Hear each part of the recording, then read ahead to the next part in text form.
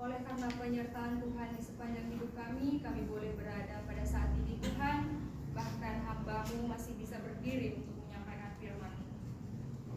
Tuhan, pada saat ini kami akan mendengarkan firman-Mu. Terima kasih untuk kesempatan yang telah Kau berikan. Kiranya Tuhan, Kau yang bekerja dalam setiap ibadah kami ini. Bekerjalah ya Roh Kudus, bekerjalah sesukamu supaya kami bisa merasakan hadirat Tuhan. Acara ini Tuhan kami dedikasikan di dalam nama Tuhan Yesus. Kami telah berdoa dan mengucap syukur. Haleluya. Amin. Shalom bagi kita semua. Shalom. Sekali lagi shalom. Shalom. Baik, terima kasih. Sebenarnya saya tidak menyangka saya bisa melayani pada saat ini untuk menjadi pembawa firman Tuhan. Saya manusia yang berketerbatasan dalam tubuh, jiwa, dan raga. Dan pada saat ini saya imunnya sedang tidak baik-baik saja, tapi ternyata Tuhan masih melindungi saya. Amin. Dalam beberapa bulan ini, saya sudah merasakan bahwa saya sudah tidak fit lagi. Tapi gimana ya?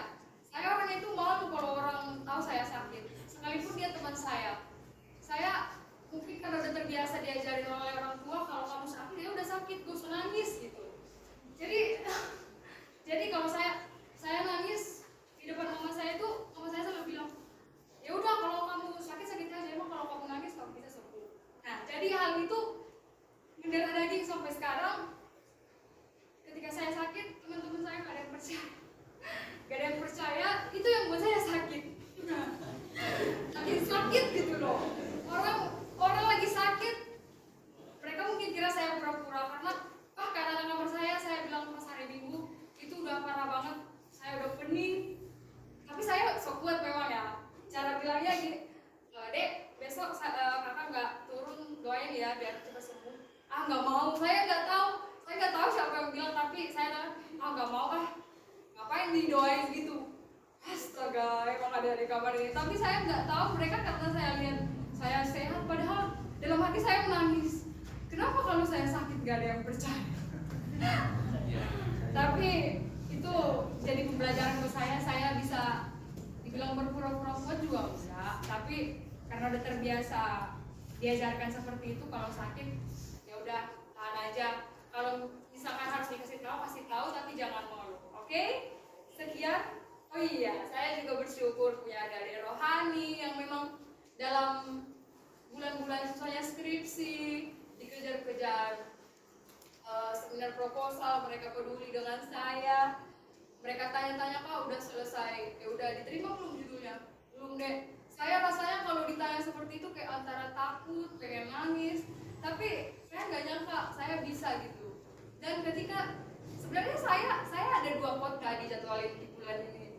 Tapi saya sangat kecewa dengan diri saya. Kenapa saya nggak diperbolehkan 2 kesempatan ini? Karena sejujurnya saya udah menyiapkan tema yang begitu menurut saya itu pantas gitu untuk disampaikan.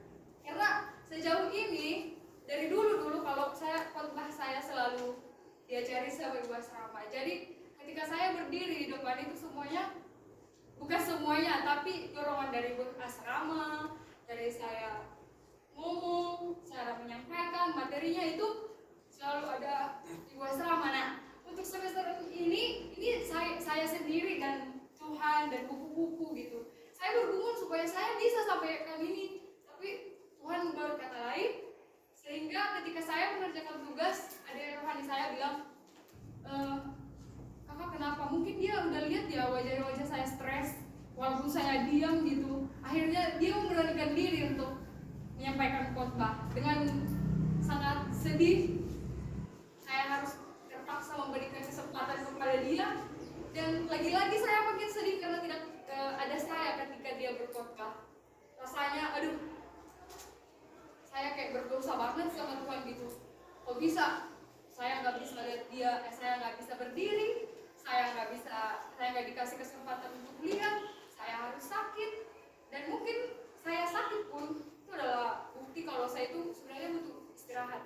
Karena secapek-capeknya saya nggak pernah berpikir saya istirahat 1 hari, 2 hari. Karena saya berpikir masih banyak visi misi yang harus saya selesaikan di kampus, di pelayanan sebagai Saya kakak. interupsi. Istri saya ngawasin saya. Mulai tadi malam saya dibilang darah tinggi. Saya vertigo. Itu mama istri saya. Tak boleh saya lari-lari. Tak boleh saya kemana-mana. Haleluya. Nah, saya bersyukur karena ya mungkin bukan kesempatan saya untuk menyampaikan firman Tuhan. Walaupun saya bersiapin dalam jangka waktu yang lama, tapi ya kalau memang kesempatan bukan diberikan kepada saya juga nggak bisa egois dengan tubuh saya yang berketerbatasan, dan saya merelakan kepada adik rohani saya, Siti yang menggantikan saya. Terima kasih. Nah, pada saat ini saya mau menyampaikan firman Tuhan dengan judul perikop Deborah dan Barak dari Hakim-Hakim pasal 4 ayat yang pertama sampai dengan 24.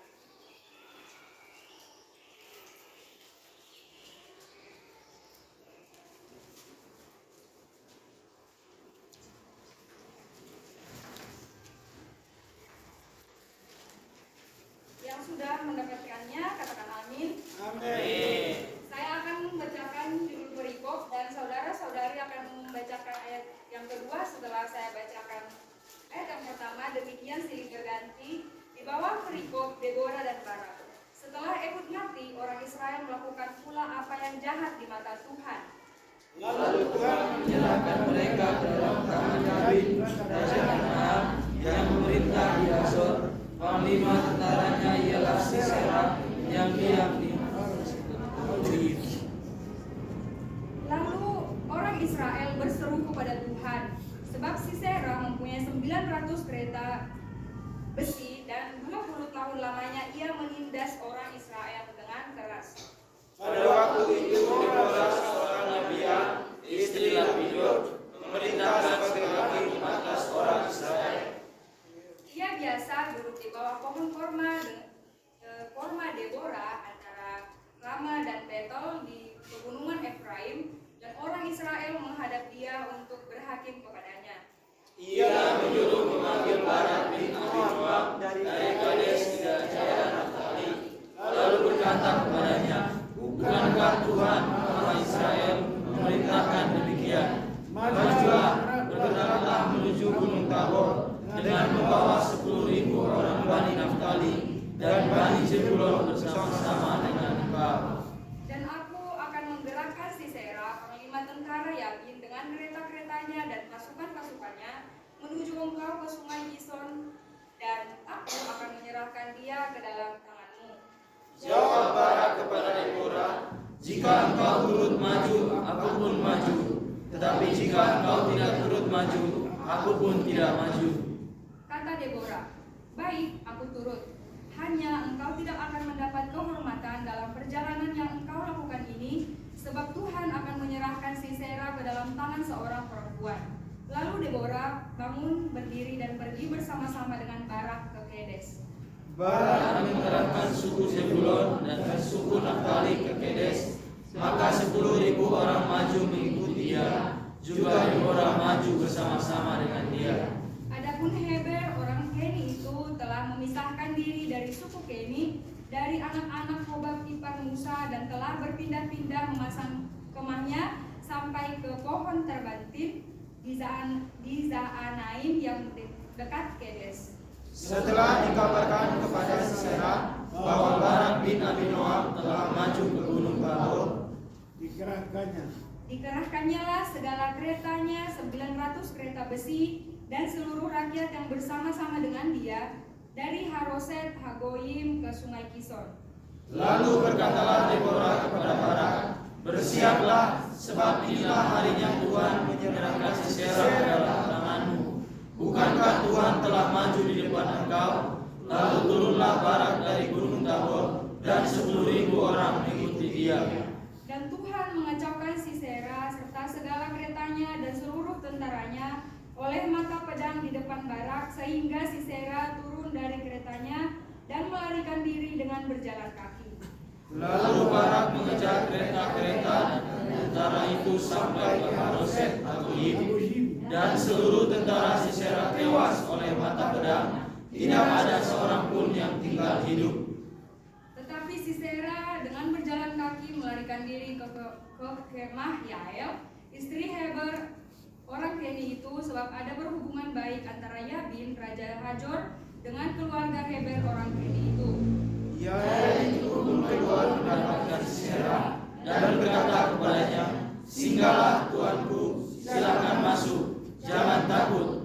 Lalu singgahlah ia ke dalam kemah perempuan itu, dan perempuan itu menutupi dia dengan selimut. Kemudian berkatalah ia kepada perempuan itu, "Berilah kiranya aku minum air sedikit, aku haus." Lalu perempuan itu membuka kirbat susu, diberinyalah dia minum dan diselimutinya pula.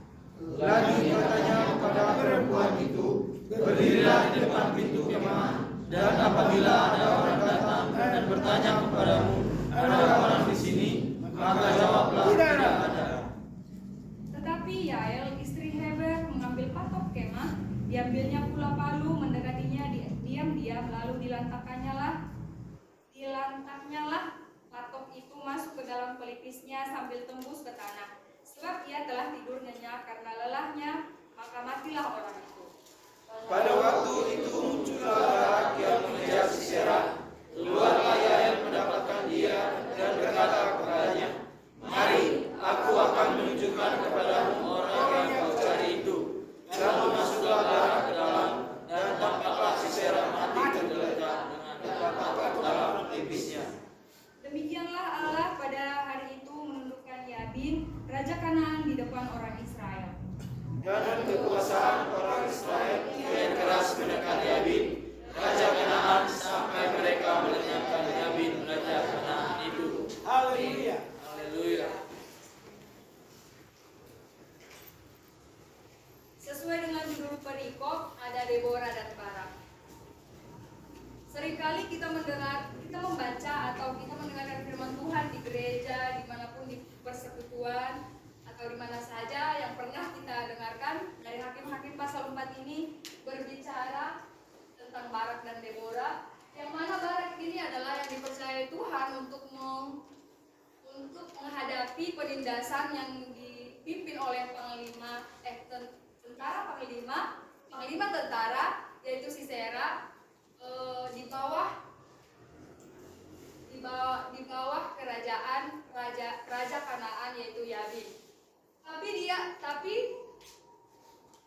Barak ini dia ragu-ragu tanpa Deborah. Dia berkata kepada Deborah, "Kalau engkau maju, aku pun maju. Kalau kau tidak maju, aku tidak maju." Nah, sementara Deborah ini adalah seorang nabiah dan hakim atas bangsa Israel. Dan Deborah itu anak saya di Amerika. Nah, Saya ambil dari Alkitab. puji Tuhan. Dan hari ini saya akan membahas Yael. 7 dari 10 orang saya bertanya, "Tahu nggak itu apa Yael?" Yael itu tempat. Ada yang bilang, ada juga yang bilang kalau Yael itu nama pokoknya bukan manusia deh. Nah, dan saya pun terkejut, ternyata ada Yael di Alkitab. Ternyata Yael ini walaupun hanya sekilas dibahas di Alkitab, namun pengaruhnya sangat besar, yaitu terhadap bangsa Israel dikala Raja Yabin menindas bangsa Israel pada saat itu. Yael ini adalah orang Keni, dia adalah istri Heber dan seorang ibu rumah tangga yang mana mereka tinggal di Zaanim dekat Kedes. Nah, ternyata ada dua wanita yang sangat berpengaruh dalam perjalanan peperangan ini. Dalam perikop ini menceritakan yang mana pada saat itu penyerangan ataupun penindasan Raja Kanaan yang dipimpin oleh Sisera, panglima tentara yang pada saat itu memimpin perang tersebut untuk menghancurkan bangsa Israel. Namun Tuhan menyerahkannya ke tangan Barak yang ragu-ragu. Lalu Deborah berkata, "Ya baik, aku akan maju, tapi kalau aku maju, kamu tidak akan mendapatkan kehormatan karena Tuhan akan menyerahkan bangsa ini kepada seorang perempuan.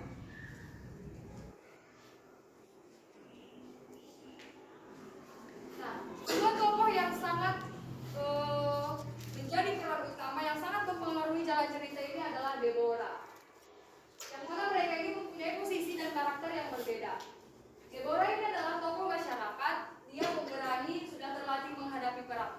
Nah, kalau tokoh masyarakat, ya dia sebagai Nabia berarti dia udah terbiasa memimpin peperangan, dia terbiasa menghakimi, menjadi hakim atas suku-suku ataupun bangsa-bangsa. Sementara Yael ini adalah seorang ibu rumah tangga yang tidak biasa berperang. Dia hanya di kemah, dia hanya melakukan rutinitas sehari-hari bersama suaminya. Next. Istri yang sepadan lah. Ya. Nah, fakta tentang Yael berdasarkan hakim-hakim 4 ini, ketika terjadi peperangan di Kedes yang dipimpin oleh Barak dan Deborah, Yael tidak ikut ke medan perang. Keluarga Heber ini telah memisahkan diri dengan suku Keni, yang mana suku Keni ini adalah ipar Musa. Disebutkan ipar Musa kalau misalkan suku Batak punya raja gitu. Nah, tapi dia tetap tinggal di situ, tapi udah memisahkan diri dari sukunya. Lalu mereka mempunyai hubungan baik dengan si penindas ini. Mereka mempunyai hubungan yang baik dengan yang menyerang sukunya sendiri. Nah, jadi mereka itu bersifat netral. Sementara ketika terjadi peperangan, ternyata Tuhan selalu menyertai Barak dalam keraguan-raguannya yang dipimpin oleh Deborah. Tapi Sisera ketika terjadi peperangan, dia melarikan diri ke kemah Yael karena dia yakin pasti Yael akan melindungi dia karena mereka berhubungan baik, karena mereka memiliki karena mereka tidak mempunyai permasalahan. Jadi kalau misalkan terjadi peperangan pun sebenarnya keluarga Yael ini tidak akan dijajah, keluarga dia itu tidak akan dipengaruhi, mau satu kampungnya, satu provinsinya contohnya mati, ya mereka enggak, karena mereka bukan musuh dari penyerang. Nah, lalu ketika Sisera melarikan diri ke kemah Yael, ternyata Yael malah membunuh Sisera. Yael membunuh Sisera, dan yang mana pada saat itu Sisera menyuruh. Nah, ketika dia datang, Yael bilang, silahkan tuanku masuk, seperti itu, karena biasanya memang pada saat itu zamannya kalau tamu datang dipersilahkan masuk. Nah, pada saat masuk dia bilang, berikan kepada aku sedikit minuman karena aku haus. Tapi Yael ini memberikan susu, sekirbat susu, yang mana susu akan membuat seseorang itu akan mudah ngantuk, dan dia menyelimuti Sisera karena memang pada saat itu cuacanya dingin. Jadi kalau misalkan cuacanya dingin dan dikasih selimut, maka akan mudah terlelap dan nyenyak. Dan ketika Sisera bilang, kamu di depan pintu aja, jadi kalau orang bertanya adakah orang di dalam, kamu bilang nggak ada ya, biar maksudnya dia nggak dibunuh, karena semua tentaranya yang dibawa itu 900 kereta besi itu sudah hangus, dibuat oleh Barak dan Deborah di bawah pimpinan mereka. Nah, lalu Yael berkata, baiklah, tetapi dia mengikuti strategi yang dibilang oleh Barak dan yang dikasih tahu oleh Sisera, dan akhirnya Sisera yang tadinya minum susu, dia sudah diselimuti, dia nyenyak. Lalu ketika sudah nyenyak, Yael kembali lagi masuk ke rumah, lalu dia mengambil patok kemah. Patok kemah itu merupakan pekerjaan wanita pada saat itu, dan mereka tidak punya rumah, mereka punya kemah doang, dan mereka berpindah-pindah. Jadi kalau misalkan di sini ada pendapatan, mereka pindah. Di sini misalkan lagi musim kemarau, di sana sedang ada air, mereka pindah lagi. Nah, demikian. Heber pada saat itu tidak ada di rumah, dan di kemahnya hanya Yael seorang saja. Jadi ke dalam. Dia mengambil patok kemah itu lalu melantakkan patok kemah itu ke pelipis Sisera, dan akhirnya dia mati karena pelipis itu tempat otak. Jadi kalau misalkan membunuh seseorang dengan tangan belum tentu mati. Kalau misalkan membunuh seseorang dengan perut belum tentu juga mati. Tapi kalau otak itu semuanya saraf-sarafnya berasal dari otak dan semuanya dipengaruhi oleh otak. Nah, dan ketika pelipisnya sudah keluar darah, maka dia mati. Next. Nah, apa yang diperbuat oleh Yael pada saat itu? Yang pertama adalah berani. Menjadi seorang yang melakukan pembunuhan itu resikonya sangat besar. Apalagi dia adalah hanya seorang rakyat biasa. Dia juga bukan orang yang gagah perkasa. Dia juga tidak punya hak, dan ini sangat beresiko tinggi. Seandainya dia ketahuan melakukan pembunuhan dan yang dibunuh tidak mati, maka keluarganya juga akan mungkin diserang juga, dijajah. Tapi kok bisa-bisanya gitu dia memiliki keberanian untuk membunuh Sisera. Saya yakin bahwa Sisera pada saat itu dengan kegagahannya, apalagi dia itu tidak hanya seorang tentara, dia panglima tentara yang artinya bukan sekedar tentara-tentara biasa, dia sudah pemimpin begitu. Tapi kok bisa-bisanya dia hanya dengan patok kemah dia mati, dan di bawah seorang perempuan. Dia bisa mati karena perempuan, bukan karena sama-sama panglima, bukan karena sama-sama tentara. Dan dari sini kita tahu bahwa Yael ini adalah wanita yang terlihat tenang. Dia tidak harus ikut ke medan perang, tetapi dia memiliki keberanian untuk merebut kemenangan. Tidak semua orang memiliki sikap seperti Yael, yang mana dia berani untuk mengambil tindakan yang sangat beresiko tinggi. Bisa dikatakan 1/1000 atau berapa lah ya. Dalam tanda kutip melawan kejahatan. Dia sangat berani melawan kejahatan. Nah, yang kedua peduli. Tindakan yang dilakukan Yael adalah kepeduliannya terhadap bangsanya. Walaupun dia telah memisahkan diri dari suku Kenit, tapi dia setia kepada orang-orang di sekitarnya. Dia peduli karena dia tahu yang dilakukan Sisera itu penindasan. Dia tahu kalau hal yang dilakukan Sisera dan rombongan yang lain itu adalah sebuah penjajahan peperangan yang dapat mematikan suku-suku Kenit. Nah, walaupun sebenarnya nggak ada efek, kalau misalkan saya tolong mereka sebenarnya nggak ada efek, saya tetap nggak akan mati kok walau saya tolong atau saya nggak tolong. Saya sih biasa aja, tapi dia memikirkan bagaimana situasi dan keadaannya. Nah, yang ketiga berhikmat. Kita tahu bahwa menurut perikop ini dia mengikuti strategi yang diberikan Sisera dulu. Dia tidak melawan ketika disuruh oleh Sisera, kamu di depan dulu ya, kamu bilang gini, dia tetap mengikuti. Dan ketika dia menyelimuti musuh, mungkin Sisera nggak curiga, mungkin dia merasa dia selimutin aku karena dia peduli sama aku gitu, sama saya gitu. Tapi ternyata itu adalah strategi yang mana dia berperang menggunakan pikiran, sehingga dia harus menyerang pelipis Sisera. Ya, Sisera. Sebagai wanita harus berhikmat dalam menghadapi kekerasan. Seperti Yael menghadapi kekerasan dengan kelembutan. Dia mengikuti strategi Sisera, tapi bukan berarti dia kalah, tetapi dia juga memiliki strategi yang jauh lebih membuat dia menang, dalam tanda kutip melawan kejahatan. Nah, perikop ini menolong kita menyadari jika orang baik